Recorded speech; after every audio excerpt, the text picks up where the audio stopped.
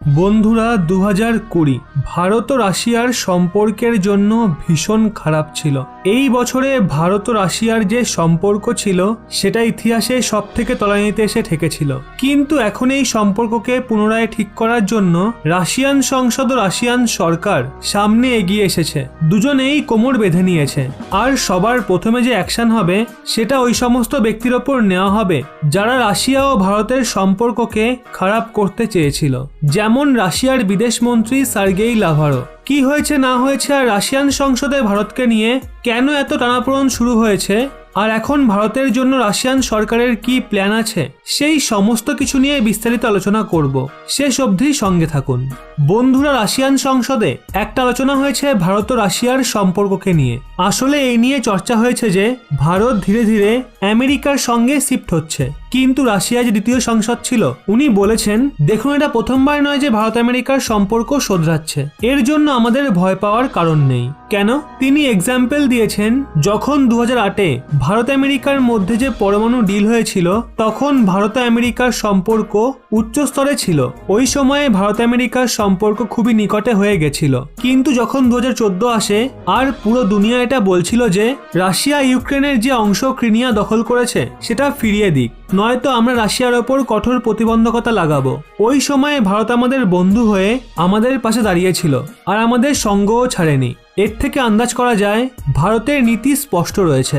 Bharat America ও Russia দুজনকে একসঙ্গে নিয়ে চলতে চায়। তারপর এই বিষয়টা নিয়ে আলোচনা হয় যে ভারত আমেরিকার সম্পর্ক গত 2 মাসে আরো বেশি খারাপ হয়েছে, কারণ রাশিয়ার বিদেশমন্ত্রী সার্গেই লাভারভ ভারতকে অভদ্র টিটকিরি মেরেছিল।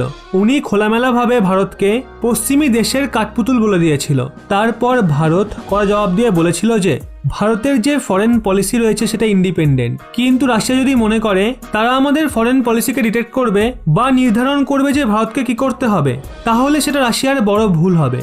তার মানে দুই দেশের মধ্যে ভীষণই হেটেড আর্গুমেন্ট হয়েছিল। এটা নিয়েও সরকার সংসদের মধ্যে ওইসব মন্ত্রীদের সতর্ক করে বলেছে যে কেউ যেন ভারতের বিরুদ্ধে অভদ্র ভাষা প্রয়োগ না করে, নয়তো ভারত পুরোপুরি পশ্চিমী দেশের দলে ভিড়ে যাবে আর রাশিয়া একা হয়ে পড়বে। কারণ চীনের ওপর কোনো ভরসা নেই যে সে পরবর্তী সময়ে কি করবে।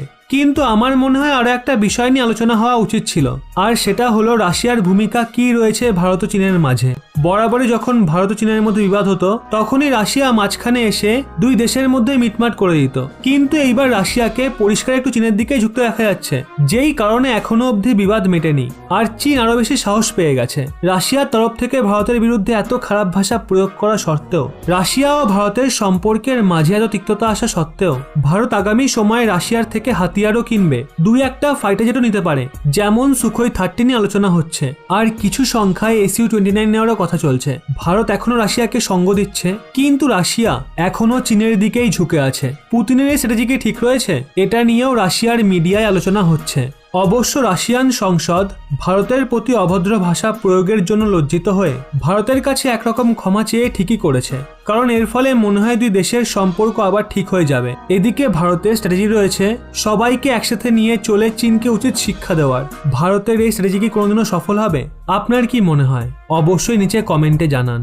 এবং এরকমই ব্যাক টু ব্যাক আপডেট পেতে রহস্য বাংলা এই চ্যানেলটি সাবস্ক্রাইব করে পাশের বেল আইকনটি অল করে রাখুন।